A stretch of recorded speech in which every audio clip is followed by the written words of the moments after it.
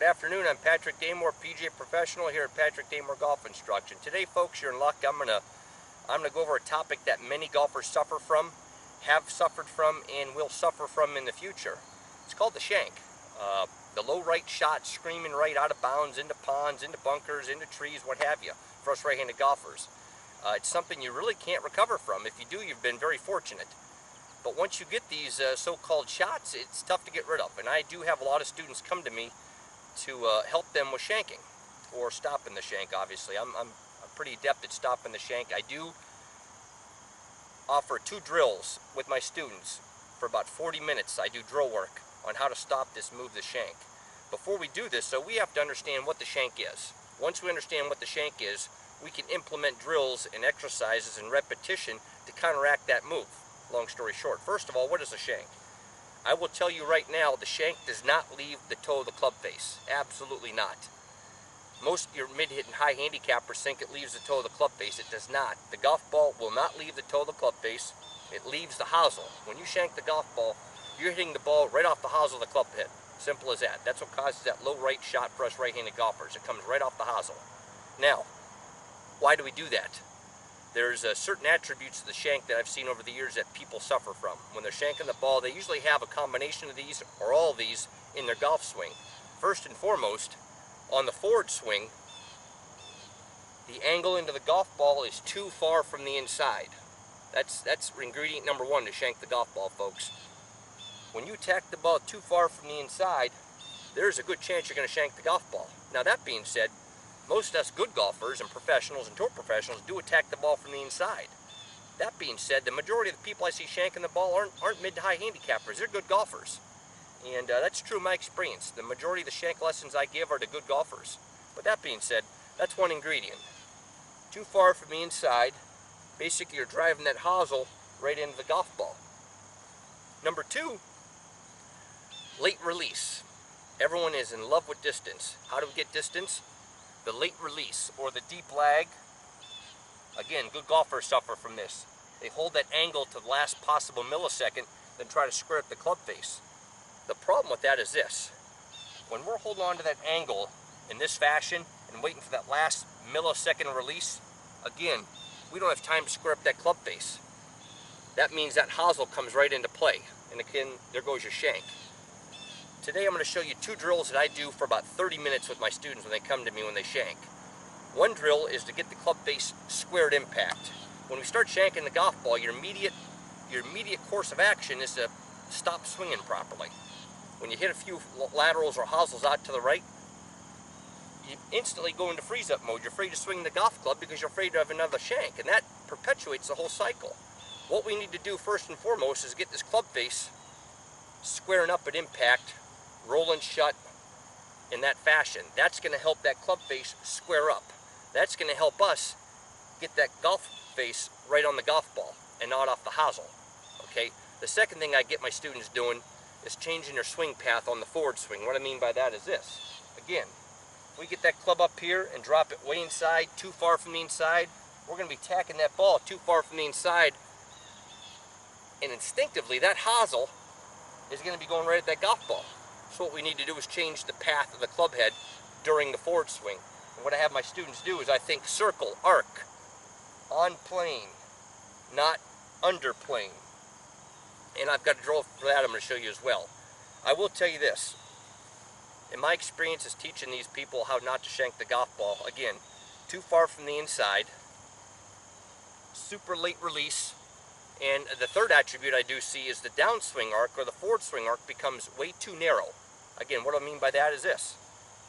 When that golf club head travels too steeply into the ground, whether you're casting the club or holding on to the release and then spinning and flipping at the bottom, that's a narrow downswing arc. That'll eventually lead to a shank if you're not careful. Again, with the on-plane golf swing, what I try to teach and promote is wide forward swing arc. And there's a drill on my YouTube channel and my website that'll show you how to get wide on the forward swing. That also will help you to prevent the shank. Now, again, back to our 2 drills I do with my students. The first one is this. Okay, we have to change that club path from inside to down the line. Okay, what I have my students do is I have them take out a 6-7 5-iron, and all I'm thinking about is over the top rope hook. Right to left for us right-handed golfers. We got to get that golf club traveling this way instead of this way. Simple as that. And I'll have my students do this drill for about 20 minutes. And the only result I want to see with this drill is the ball going out and hooking left about 30 yards. And again, don't get concerned about the outcome of your drills and your repetition, folks. When you're on the driving range or practice tee, all you're thinking about is new motor memory, new muscle memory, new coordinated movements with the hands and arms and body. That's all we're trying to accomplish. So again, 6, 7 iron, 5 iron, get set up in your hitting station. As you can see, I got my alignment club down there, my ball position club. I've got, in my case, a 7 iron, and all I'm going to try to do is hit an over-the-top rope right to left hook. Okay? Normal setup, everything's normal. I'm going to get up the top of my swing, and I'm going to try to come over the top, around, and let that ball go dead left with a big hook.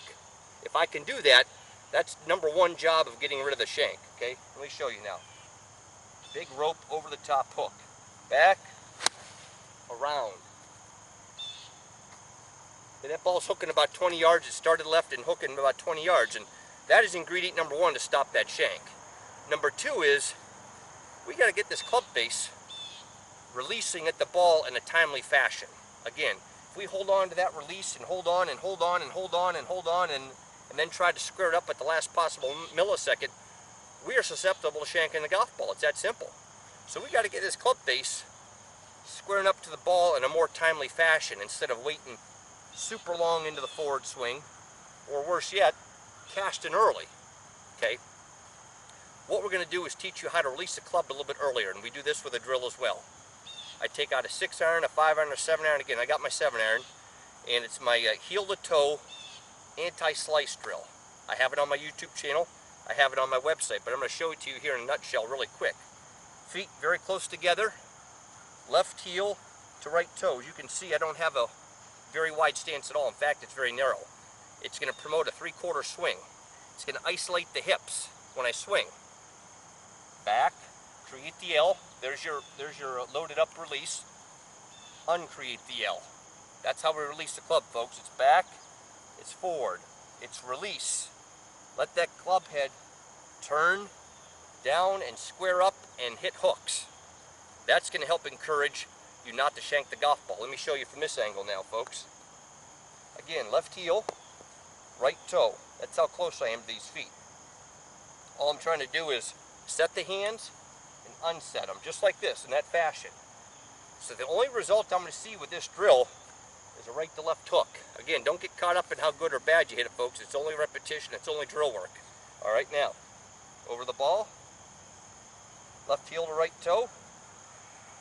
And all I'm looking for is a big rope hook from this. Set it, unset it. That ball's curving about 20 yards. Now, again, in order to stop the shank, we got to understand what it is. First and foremost, the ball leaves the hosel when you shank it. Secondly, too far of an inside attack at the golf ball will get you shanking, folks. Eventually it will.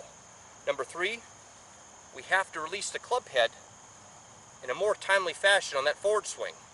What I mean by that is this: when that club head gets to the golf ball, it's got to be releasing and turning over and squaring up. If not, we're going to get into this situation. And again, that's mostly your good golfers anyway, spinning the hips, then trying to square it all up at the last possible millisecond with the hands. That is not easy to do. Again, you implement these two drills into your practice routine, and I promise you it'll help improve your shank to a point where you'll never see it again. I'm Patrick Damore, PGA Professional, here at Patrick Damore Golf Instruction. If you have any questions, please contact me. Have a great day.